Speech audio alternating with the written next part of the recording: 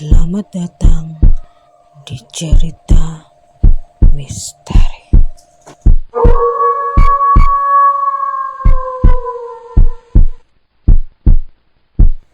Jangan dengerin sendirian.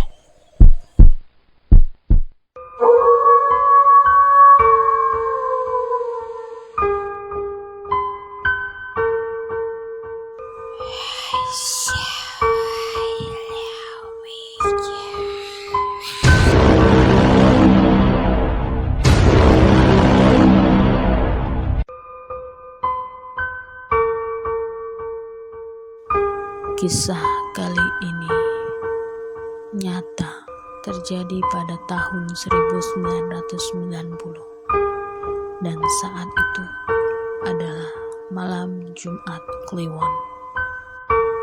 Saat itu hujan turun rintik menambah kelamnya malam.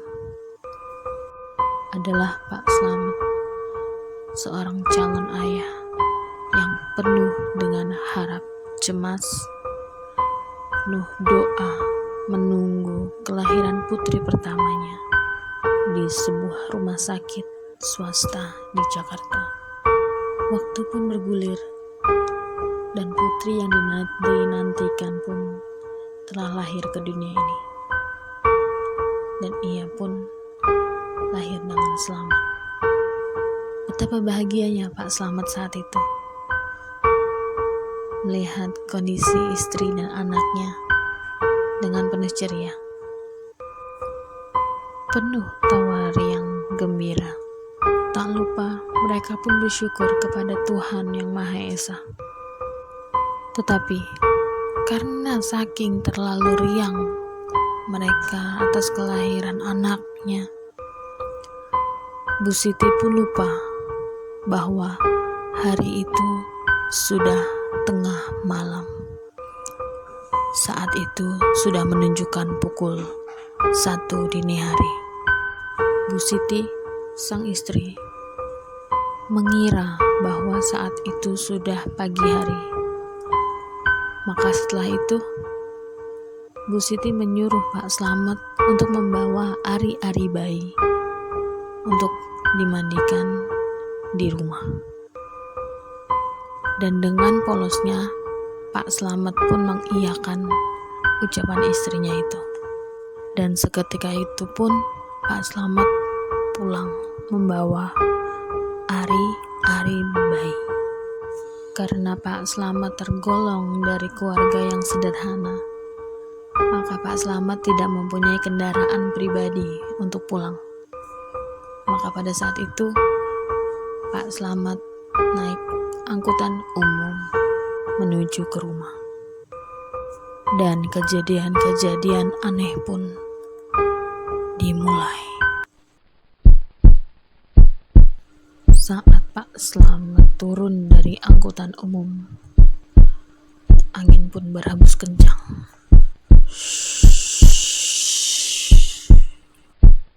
Menerpa wajah lelah Pak Slamet. Pada saat itu pula, tidak ada ojek satupun yang biasanya memanjakan para penumpangnya. Satupun tidak ada. Maka dari itu, dengan rasa penuh takut, Pak Slamet pun berjalan kaki menuju rumahnya. Langkah demi langkah Pak Slamet lalui dengan penuh rasa takut. Dan dia pun terkejut saat ia melewati pohon bambu yang sudah menua, dan dengan diiringi dengan hujan rintik-rintik, batang pohon bambu itu bergerak sendiri, naik turun, naik turun, tanpa ada sesuatu yang menaiki. Hanya satu batang itu saja yang bergerak. Dan dengan langkah yang tergesa-gesa, Pak Slamet mempercepat jalannya karena merasa takut. Ia berlari berlari menuju rumahnya. Saat jalan itu pun terdengar suara seperti sendal kaki yang diseret-seret. Dan Pak Slamet pun menoleh. Dan tidak ada satupun di belakangnya, kecuali hanya angin dingin menerpa kulit. Pak Slamet pun melanjutkan perjalanannya menuju rumah. Dan suara itu datang lagi. Pak Slamet pun menoleh lagi. Dan tidak ada seorang pun di belakangnya. Ia pun berlari, tetap berlari menghiraukan suara-suara yang ada di belakangnya. Dan ia pun sampai di rumah. Saat itu di rumah Pak Slamet dan Ibu Siti ada kakak dari Ibu Siti, yaitu Ibu Sri, yang sedang menginap untuk menjaga rumah mereka. Dan Pak Slamet pun menggedor-gedor pintu. "Assalamualaikum Mbak Sri, Mbak Sri, buka pintunya Mbak." Dengan rasa penuh takut pun Pak Slamet menggedor-gedor pintu sampai Ibu Sri terbangun dari tidurnya. Ibu Sri pun kaget dari tidurnya dan segera membuka pintu dan mempersilahkan Pak Slamet masuk. "Loh, ada apa? Kok kamu bukannya nemenin istrimu di sana, malah pulang?" "Mbak Sri, aku diikutin Mbak Sri," kata Pak Slamet. Ibu Sri pun berkata, "Diikutin sama siapa?" "Aku bawa ini Mbak Sri," sambil menunjukkan kendi ari-ari yang dibawa. Ibu Sri pun terperenjak. "Astagfirullahaladzim. Kamu ngapain bawa ari-ari tengah malam gini? Ini malam Jumat. Kliwon lagi." Pak Slamet pun menjawab, "Iya, aku juga lupa. Aku iya aja tadi dibilang sama Siti." "Ya sudah, sini, saya bersihkan," kata Bu Sri. Kebetulan memang Bu Sri itu memiliki indera keenam yang tajam. Dan beliau juga orang yang taat beribadah.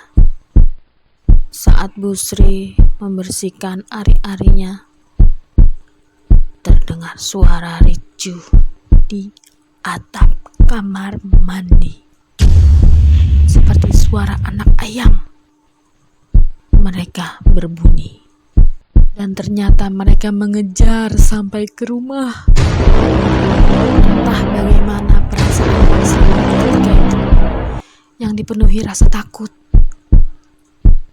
Gayung demi gayung Ibu Sri membersihkan ari-ari, dan suara yang timbul pun makin ramai.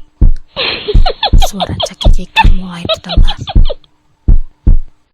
Dengan hati penuh doa, Ibu Sri mulai mensyarati ari-ari yang telah dibersihkannya. Ia tidak langsung menaruh ari-ari itu di depan rumah, tidak langsung dikubur, karena Bu Sri tahu sedang ada yang tidak beres di luar sana. Setelah ari-ari itu selesai disyarati, Ibu Sri letakkan ari-ari itu di samping tempat tidurnya. Dan dengan penuh rasa keimanan yang tinggi, Ibu Sri pun sholat dan ia pun mengaji. Suara-suara itu tidak mau pergi. Makin ramai di atap rumah Pak Slamet, bahkan mulai menggedor-gedor pintu belakang. Dengan penuh percaya diri pun, Ibu Sri mengaji dengan suara lantang. Dan akhirnya pun suara itu menghilang. Waktu menunjukkan pukul 2:30 pagi. Ibu Sri dan Pak Slamet pun masih tidak dapat memejamkan mata dikarenakan banyaknya gangguan-gangguan yang ada. Dan ketika Ibu Sri selesai mengaji, mulai terdengar lagi suara-suara aneh dari arah depan kamar. Tuk, tuk, tuk, tuk, tuk. Suara itu muncul berkali-kali dari depan rumah Pak Slamet. Bu Sri dan Pak Slamet hanya saling memandang, merasa heran dengan suara yang ada. Dengan penuh rasa was-was dan rasa terheran-heran, Ibu Sri pun mengintip dari jendela ruang tamu.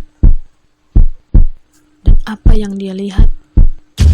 Tidak ada seorang pun di sana. Hanya suara saja yang ia dengar, seperti seorang sedang menggali sesuatu. Cukup lama Ibu Sri berdiam di ruang tamu itu dengan rasa penasaran yang amat tinggi. Tetapi 15 menit kemudian suara itu berhenti, seperti menghilang di telan bumi. Pak Slamet dan Ibu Sri hanya bisa memandang satu sama lain. Mereka heran kenapa suara itu berhenti. Dan pada saat itu pun Ibu Sri melanjutkan kegiatannya untuk mengaji kembali hingga fajar menyingsing. Saat matahari mulai muncul dan burung-burung berkicauan ke sana kemari, Ibu Sri mulai menanamkan ari-ari tersebut di depan teras rumahnya. Tak lupa ia membubuhi dengan banyak-banyak doa supaya ari-ari itu aman saat ditanam. Puji dan syukur Bu Sri dan Pak Slamet lakukan saat ari-ari itu berhasil ditanam di teras mereka. Dan tentunya kejadian di malam tadi tidak akan pernah terlupakan selamanya.